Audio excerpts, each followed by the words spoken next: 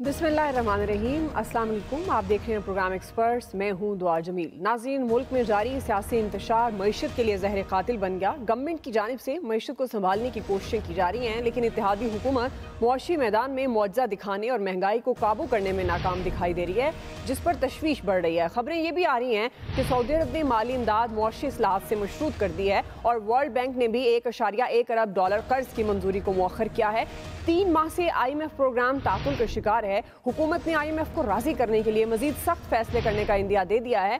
Mini budget की तैयारी भी की जा रही है, जिसमें फ्लड लेवी समेत तकरीबन 200 अरब रुपए तक मुख्तलिफ टैक्सेस लगाए जाने का भी इम्कान है। नए टैक्सेस लगने से पेट्रोल महंगा होगा, बिजली गैस मजीद महंगी होगी। वजीर मुमलिकत बराए खजाना आयशा गौस पाशा साहिबा ने बताया है कि प्रोग्राम की बहाली के लिए सख्त फैसले करने जा रहे हैं। तमाम तबकों को बोझ बर्दाश्त करना पड़ेगा, मगर साबिक वजीर खजाना शौकत तरीन साहब ये दावा कर रहे हैं कि मुश्किल फैसले किए तो गवर्नमेंट अगले 2 हफ्तों में भाग जाएगी। हमारा सवाल ये होगा एक्सपर्ट से कि हुकूमत की जानिब से मईशत को संभालने के जतन कामयाबी कब मिलेगी और क्या आवाम महंगाई का मजीद बोझ बर्दाश्त कर सकेंगे। पैनल का तारुफ करवा देती हूँ। आज प्रोग्राम में मेरे साथ मौजूद हैं अयाज खान साहब, आमिर इलियास राना साहब, फैसल हुसैन साहब, हाफिज ताहिर महमूद अशफी साहब और नवीद हुसैन साहब। मैं आप सबको खुश आमदीद कहूँगी। नवीद साहब, मैं आपसे आगाज़ करी हूँ। अब जिस तरह से अब इत्तेहादी हुकूमत पिछले 10 माह से मईशत को संभालने के जतन कर रही है, लेकिन अभी तक नाकाम नज़र आ रही है, कोई मुआवजा नहीं हुआ। आपके ख्याल में गवर्नमेंट को कामयाबी कब मिलेगी? और ये जो IMF की शराइत है उसमें मिनी बजट है, आप समझते हैं कि मिनी बजट के ज़रिए आवाम पर जो मज़ीद बोझ डाला जाएगा, क्या ये बोझ आम आदमी आवाम बर्दाश्त कर पाएंगे? देखिए दुआ, मेरे ख्याल में सबसे पहले तो ये देखना चाहिए कि गवर्नमेंट के पास और कोई ऑप्शन है। कल जो है प्राइम मिनिस्टर साहब अपनी इकोनॉमिक टीम के साथ बैठे हैं, कोई 4.5 पौने 5 घंटे जो है मीटिंग हुई है, और वो प्योरली जो थी वो रिवाइवल ऑफ IMF प्रोग्राम जो है उसके ऊपर फोकस थी। लेकिन वो 4.5-5 घंटे की मीटिंग के बाद भी जो है किसी कंक्लूजन पर नहीं पहुंच सके, बिकॉज ऑब्वियसली जो IMF की शराइत हैं, जैसे आपने जिक्र किया कि जो minister of state for finance ने जो बात 2 दिन पहले कही कि जी अगर IMF का प्रोग्राम रिवाइव होता है, उनकी कंडीशन मान ली जाती है, तो कोई 35% आपकी जो है वो इन्फ्लेशन बढ़ेगी। और अगर नहीं होता, खुदा न खास्ता अगर इकोनॉमिक डिफॉल्ट की तरफ जाया जाता है, तो 70% के करीब आपकी इन्फ्लेशन बढ़ेगी।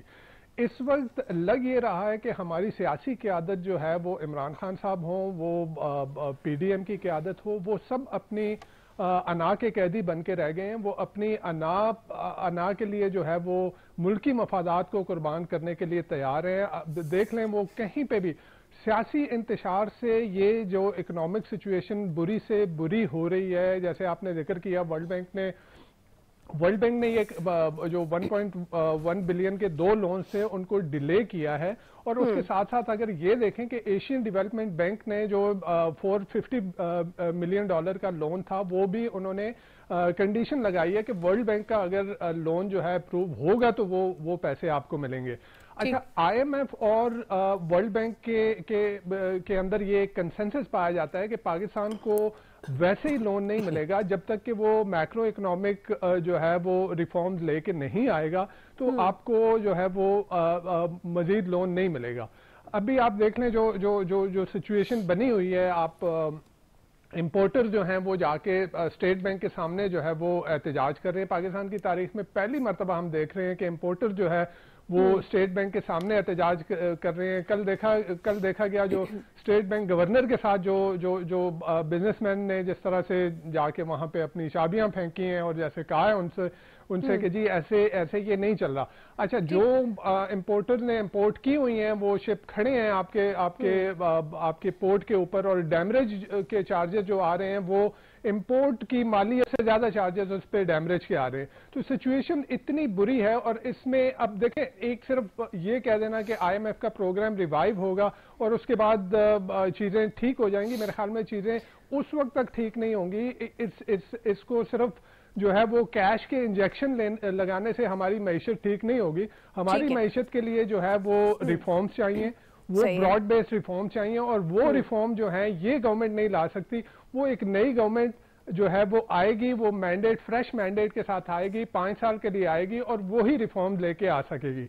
तो इस वक्त एक ही वाहिद हल है, वो ये है कि इलेक्शन हो, नई गवर्नमेंट आए, तो हमारी सियासी क़यादत जो है वो अपनी अना से निकले, सही है, और मुल्की मफादात का सोचे, और मुल्की मफादात को जो है वो अवलीन रखे। अपने सियासी मफादात को इस वक्त पीछे पसे पुश डालने की जरूरत है, बिकॉज इस वक्त मुल्क की सालमियत का सवाल। बिल्कुल आप सही कह रहे हैं जी आमिर साहब, जिस तरह नवीद साहब कह रहे हैं, जाहिर है मुल्क की सालमियत के लिए इनको अपनी अनाओं को पीछे रखना होगा और मुल्क के मफादात के लिए सोचना होगा, लेकिन ना इस वक्त अनफॉर्चुनेटली इमरान खान साहब जो कि अपोजिशन की सूरत में है, ना वो सोच रहे हैं, ना ही PDM जो कि हुकूमत बड़े बड़े दावे और महंगाई मार्च करके आई थी, ना वो सोच रही है, ना ही वो कर पा रहे हैं।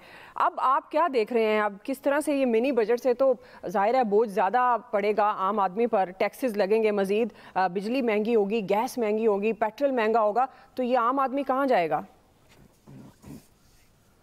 देखें, नवीद साहब ने जो तज्जिया किया ना, उसके 95% चीज़ें बिल्कुल ठीक हैं, लेकिन जो उन्होंने कंक्लूजन दिया उस पर मेरा एतराज़ है, और मैं अपना तज्जिया भी करता हूं कि उन्होंने कहा कि इलेक्शन हो और नई गवर्नमेंट आए और 5 साल का वो मैंडेट लेके आए।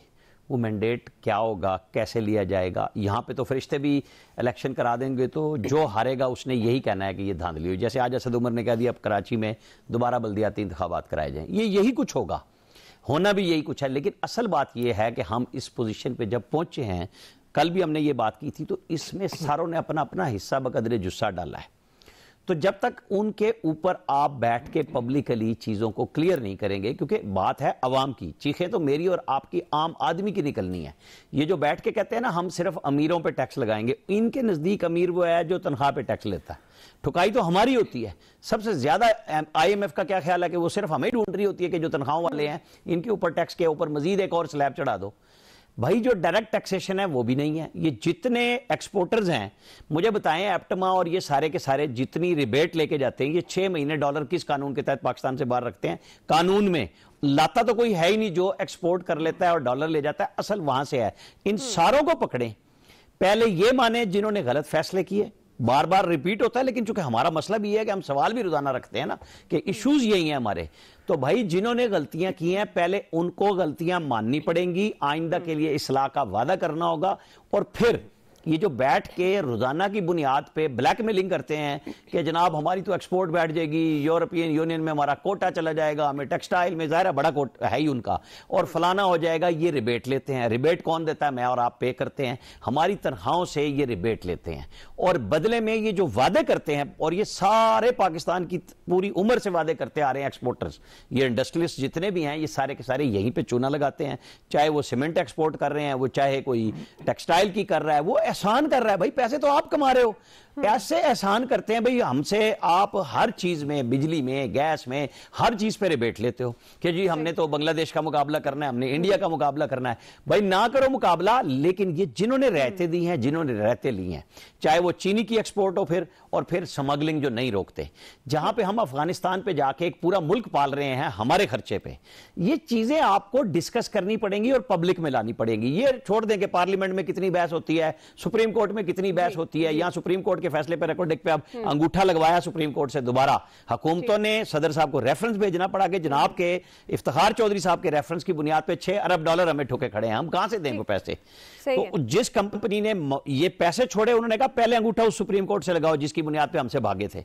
हमारी एक एक चीज फंसी हुई है, और इस वजह से फंसी हुई है कि हम यही कर्ज लेते हैं, कर्ज की मैं पीते हैं, फिर अयाशी करते हैं, विजिट करते हैं, और इसके अंदर मैं आपको बताऊं कोई एक हुक्मरान भी नहीं है जो ये कहे कि जी मैंने पैसे बचाए थे। बिल्कुल गलत और झूठ कहेगा जो भी कहेगा, सबने इस कर्जे पे अयाशी की है और आम आदमी पैसे भरता है। इस्लाह यही होगी, इलेक्शन आपने कराने हैं तो पहले सबसे पहले सच बोले, इसके बाद इलेक्शन की तरफ जाएं, बिल्कुल बता के जाएं, इस्लाहत करके जाएं।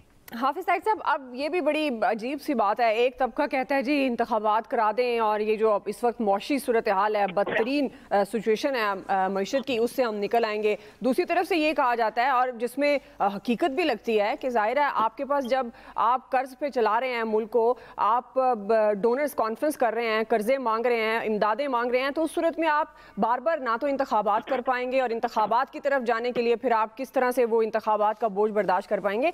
आपको क्या लगता है अब क्या हुकूमत फैसले करेगी? अगर IMF के पास जाते हैं तो बजाय तो यही लग रहा है कि आम आदमी पिसकर रह जाएगा। बिस्मिल्लाहिर्रहमानिर्रहीम नहमदुहु व नुसल्ली व नुसल्लिमु अला रसूलिल करीम। गुजारिश ये है कि आम आदमी बेचारा तो रह कहाँ गया है, आम आदमी का हालात क्या है, जहाँ 2 वक्त की रोटी भी 1 वक्त की रह गई है। आटे की लाइनों के अंदर हशर देखें क्या हो रहा है। सफेद रीश भी खड़ा है, बुरके वाली खातून भी खड़ी है, बच्चा भी खड़ा है। तो आम आदमी के हालात जो है, और ये पूछे, ये 2 हुकूमतें खत्म की हैं खान साहब ने, इनसे पूछें कि सूबों के अंदर जो हुकूमतें खत्म हुई, क्या उन्होंने कभी आटे के लिए, कभी चीनी के लिए, कभी ये जो महंगाई आई है इसके लिए कुछ चीजें तो आपका मजिस्ट्रेट कंट्रोल कर सकता था, क्या वो भी की है? और अब भी किसी की सोच है ये कि जो एक दुकान पे चीज 2 रुपए की है, दूसरी पे 6 रुपए की है, उसको किसने कंट्रोल करना है?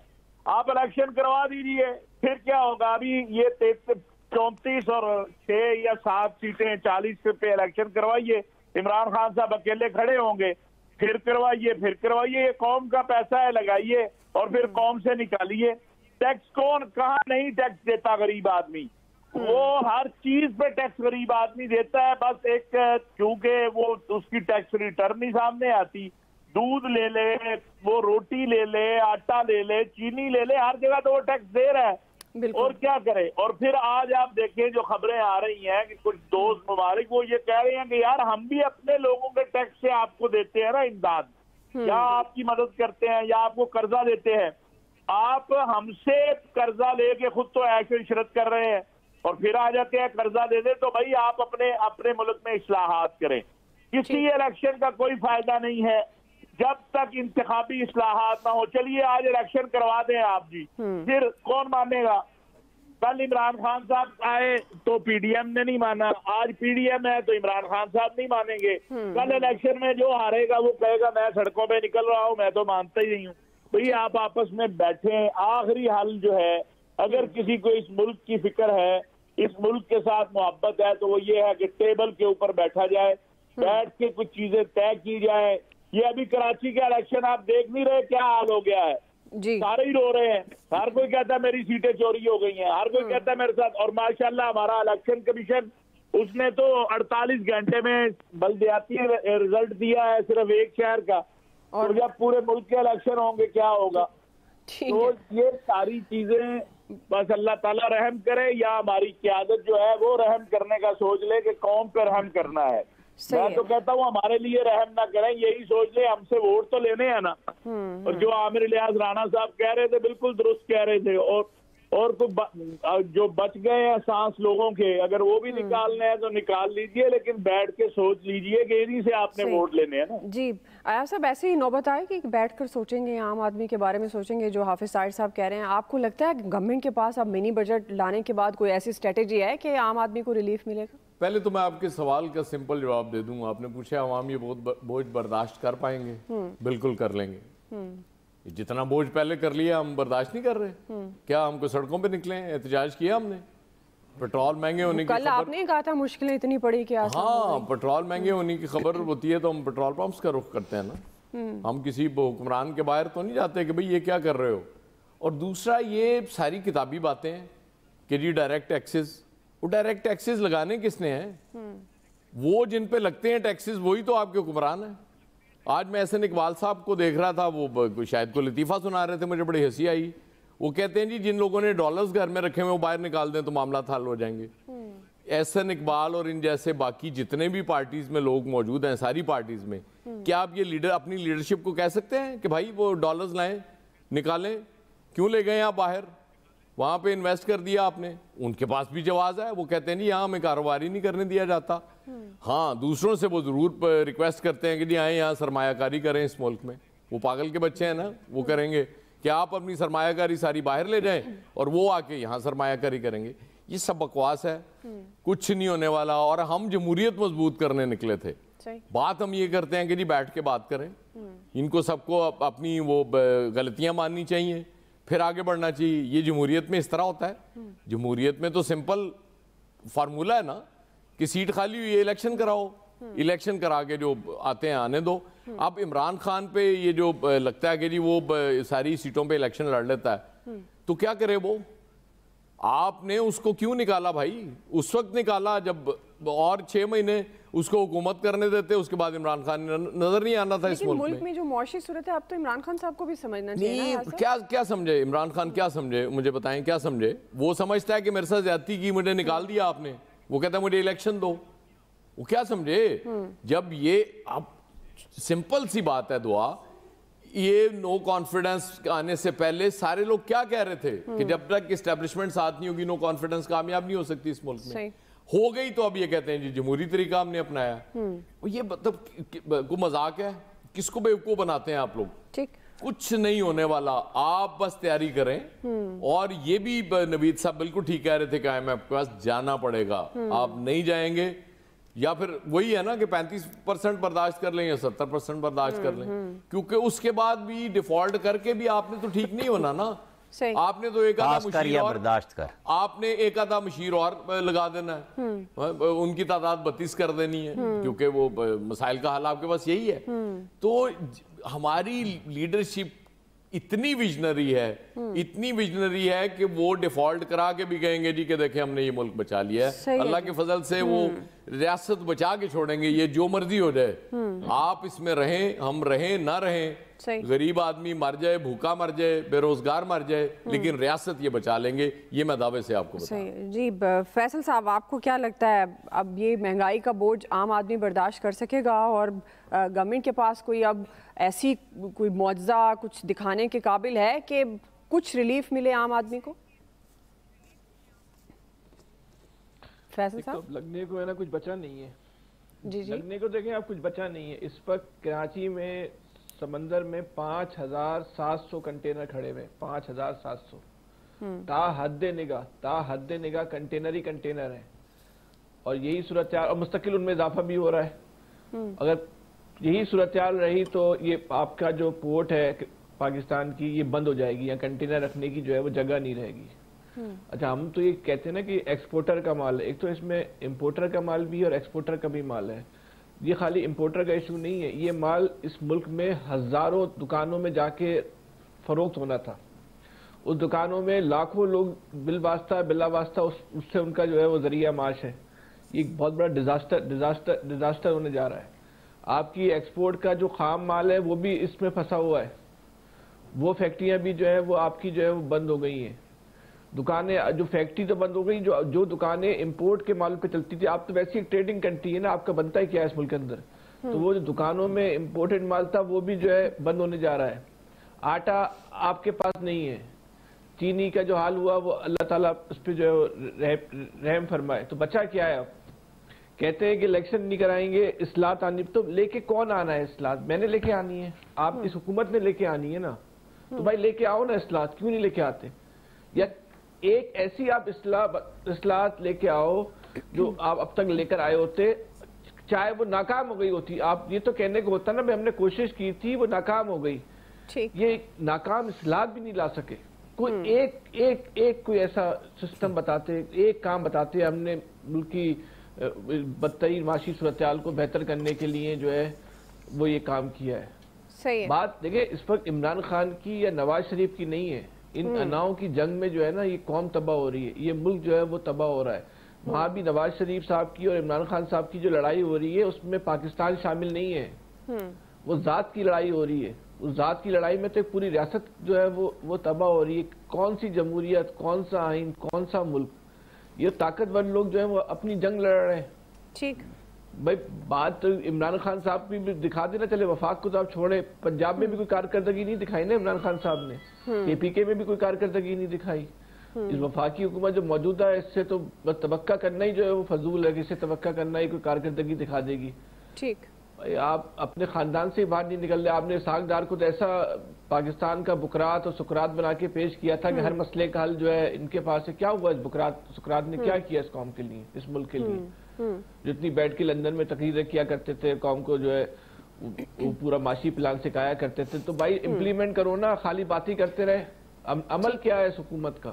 सही है। ये जो सूरत-ए-हाल है ना, इसमें हमें इससे ना बाहर निकलना पड़ेगा कि मुझे जाती पसंद में किसको जाती पसंद है मेरी और कौन किसको मैं मुखालफत बिल्कुल करता आप सही कह रहे हैं। और ये जब तक हमारे हुक्मरान सियासतदान बात से बाहर नहीं निकलेंगे, अपने फ़ायदे की जंग से बाहर निकलकर आम आदमी का नहीं सोचेंगे, वही बात जो हाफिज़ ताहिर साहब ने भी की कि इसलिए ही सोच लें कि इस आम आदमी ने आपको वोट देना है और तभी जो इक़्तिदार की इस वक्त जंग जारी है, आप तभी उस तख्ते पर बैठ सकेंगे, तख्त पर बैठ सकेंगे जब ये आम आदमी आपको वोट देगा। तो इसीलिए इन्हीं का सोच लेना चाहिए और रिलीफ देने के लिए वाक़तन कोई इक़्तिसादी प्लान होना चाहिए, सामने आना चाहिए, क्योंकि महंगाई ने बुरा हाल कर दिया है। ब्रेक लेते हैं जी, ब्रेक से वापस आएंगे।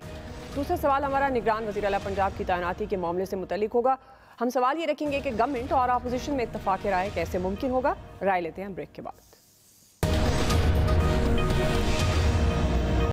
नाज़रीन, पंजाब में निगरान वज़ीर आला का मामला उलझता जा रहा है। गवर्नर पंजाब के बाद अब ये मामला स्पीकर पंजाब असम्बली के पास गया। आज स्पीकर ने हुकूमत और अपोजिशन के तीन अरकान पर मुश्तमिल पार्लिमानी कमेटी बना दी है और कल दोपहर 2 बजे इस कमेटी का इजलास होगा और जो नाम तजवीज़ किए गए हैं उन पर मुशावरत की जाएगी। लेकिन तहरीक इंसाफ पहले ही अपोजिशन के तजवीज़ करदा नामों को मुस्तरद कर चुकी है और लग ये रहा है कि निगरान वज़ीर आला की तैनाती का मामला थर्ड एम्पायर यानी इलेक्शन कमीशन के पास ही जाएगा। मगर आज चौधरी परवेज़ इलाही साहब ने वाज़ेह कर दिया है कि चीफ इलेक्शन कमीशन के इरादों का पता है, उनका लगाया हुआ निगरान वज़ीर आला नहीं चलने दिया जाएगा और उसे सुप्रीम कोर्ट में चैलेंज करेंगे। इसी से मुतालिक हमारा सवाल आमिर साहब मैं आपसे आगाज़ करी हूँ।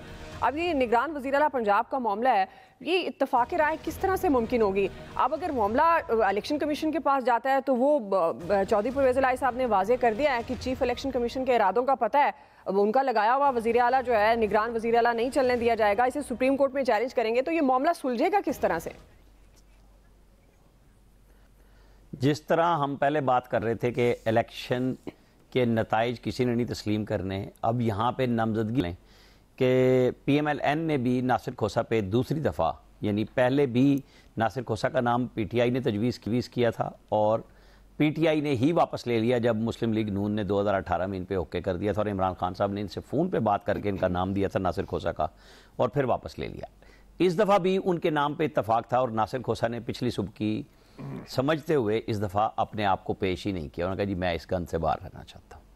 अच्छा, अब आ जाए जो नाम है कि उन्होंने नसीर अहमद ख़ान का नाम वापस ले लिया PMLQ ने और अब नया नाम उन्होंने दे दिया, क्योंकि नए नाम पे मेरी अभी मलिक अहमद से भी बात हुई।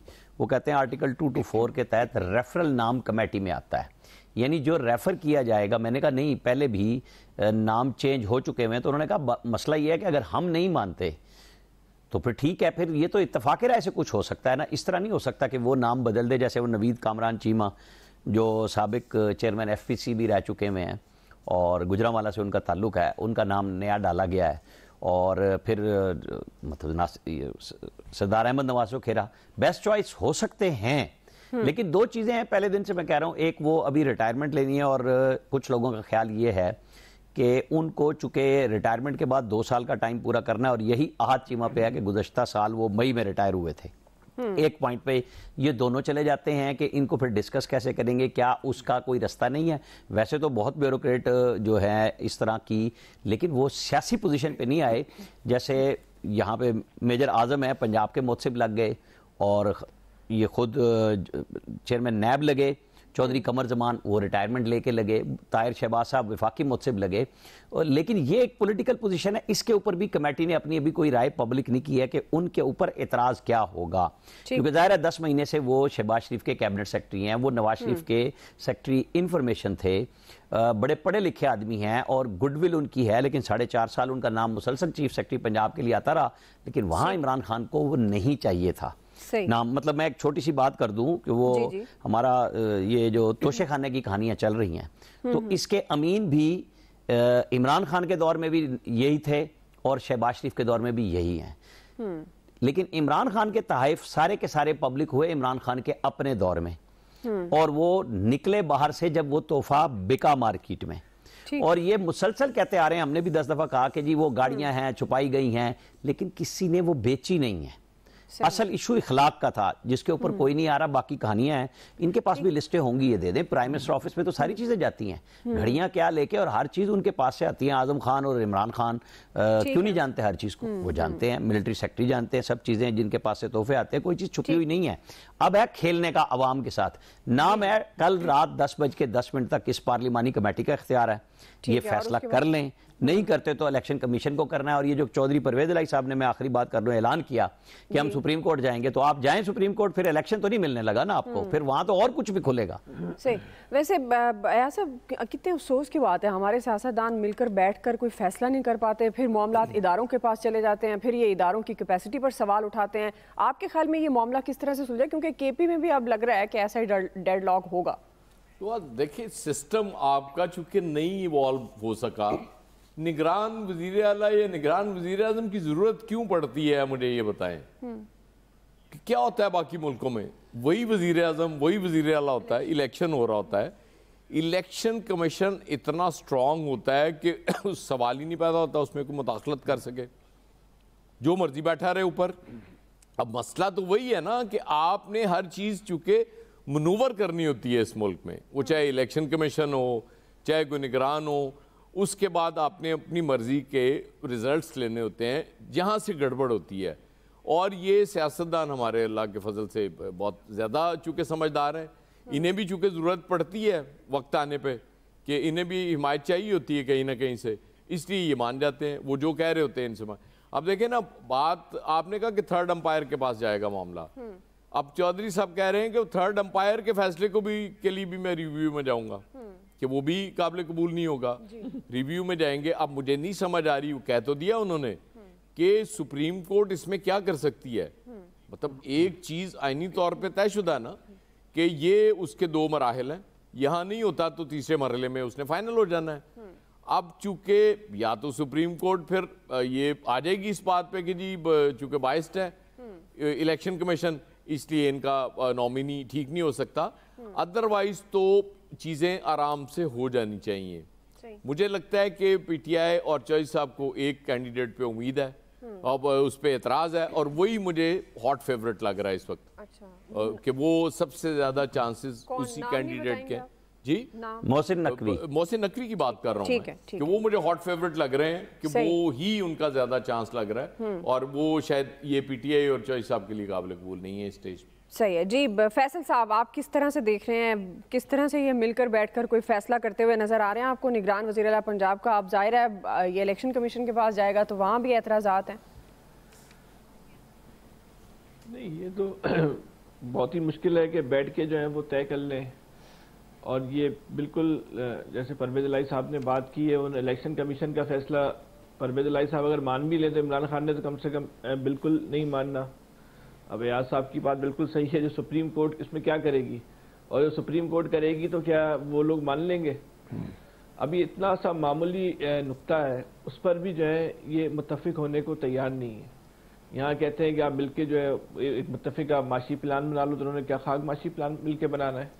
ये तो 3 महीने का वजीर आला है, वो 3 महीने का वजीर आला जो है वो कितना ताकतवर हो सकता है, वो इस इंतखाबात में किस हद तक जो है असर अंगेज हो सकता है। लेकिन उस 3 महीने के वजीर आला के मामले पर भी जो है ये मिलने को जो है वो तैयार नहीं है। अब बाकी मामला भी ये फड्डा पता नहीं केपीके में होता है या नहीं होता। अगर वफाक की हुकूमत जाती है तो उसमें तो शायद नौबत ही नहीं आए, क्योंकि बहुत ही ज़बरदस्त तरीके का उन्होंने अपोजिशन लीडर इस वक्त जो है वो अपने फ़राइज़ अंजाम दे रहे हैं। लेकिन जिस नुक्ते पर जंग हो रही है जी, ये नुक्ता जंग होना नहीं चाहिए था। जिस वक्त जिस सूरत हाल से इस वक्त पाकिस्तान गुजर रहा है, और ये हमारा हुक्मरान तबका और हमारे जो सियासतदान है जी, उनका जंग का नुक्ता देखें कि वो किस नुक्ते पर जो है आपस में एक दूसरे के खिलाफ हुए हैं। तो बस ये इन लोगों के हाथ में पाकिस्तान है, इन्हीं लोगों के हाथ में हमारा आपका मुस्तकबिल है। खुद सोच ले अब क्या होना है हमारा आपका। सही है जी, फिर तो अल्लाह हाफिज़ है। ब्रेक ले लेते हैं जी, ब्रेक फंसाएंगे, यही सवाल होगा, नवीद साहब और हाफिज़ दार साहब का टेक लेंगे।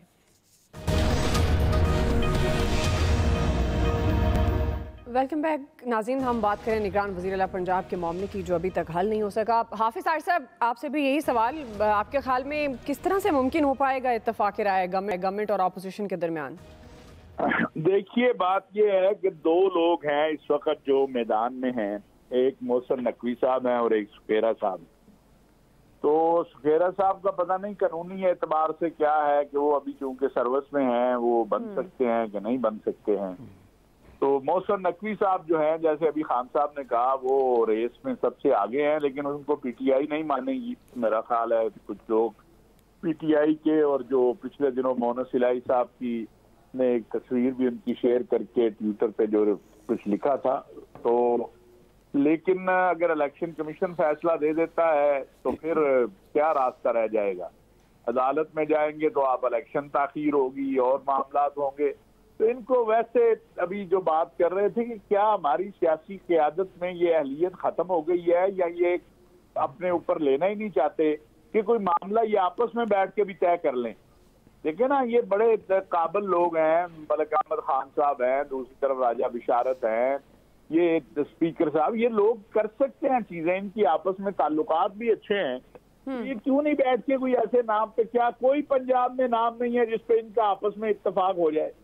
तो इनको आपस पहले चीफ मिनिस्टर और कायदे हिज़्ब इख्तिलाफ की सतह पे वहां नहीं हो सका, अगर पार्लियामानी कमेटी भी नहीं कर पाती तो ये फिर खुद अपना मजाक बना रहे हैं ना, खुद कौम को बता रहे हैं कि यानी खुदा न खास्ता हम इतने ही दूर हो चुके हैं या इतने ही नलायक हैं, जो भी उसे नाम दे लें कि हम आपस में बैठ के एक नाम नहीं तय कर सकते निगरान वजीर आला के लिए। तो ये बहरहाल अभी तो इस वक्त यही लग रहा है कि खुर्रम मोहसिन नकवी साहब के नाम निकल आएगा जो हालात हैं, लेकिन क्या पीटीआई कबूल करेगी ये एक देखना होगा आने वाले दिनों में। और जो वजीर आला बनेगा जी उसके लिए भी कोई आसान मसला नहीं है, ये इलेक्शन में ऐसा नहीं होगा जो माजी की तरह थे। ठीक है जी, उसको भी आगे फिर भुगतना पड़ेगा। सही है हाफिज साहब। जी नवीद साहब।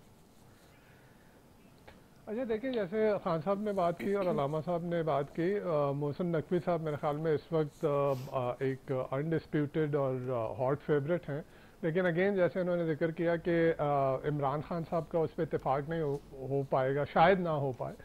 लेकिन एक चीज़ ये देखने की ज़रूरत है कि इस वक्त जो हमारी पॉलिटिकल क़यादत है, वो अपोजिशन है या वो पीडीएम की गवर्नमेंट है, इनमें बदएतमादी जो है वो डिस्ट्रस्ट इतना ज़्यादा हो गया है। तो मेरा नहीं ख्याल कि ये किसी भी कमेटी में बैठ के इसके ऊपर जो है वो इत्तेफाक राय कायम कर पाएंगे। और छोटा सा मैंने फिक्र कहना है, वो election commission of Pakistan, election commission of Pakistan के पास जो है वो बात चली जाएगी।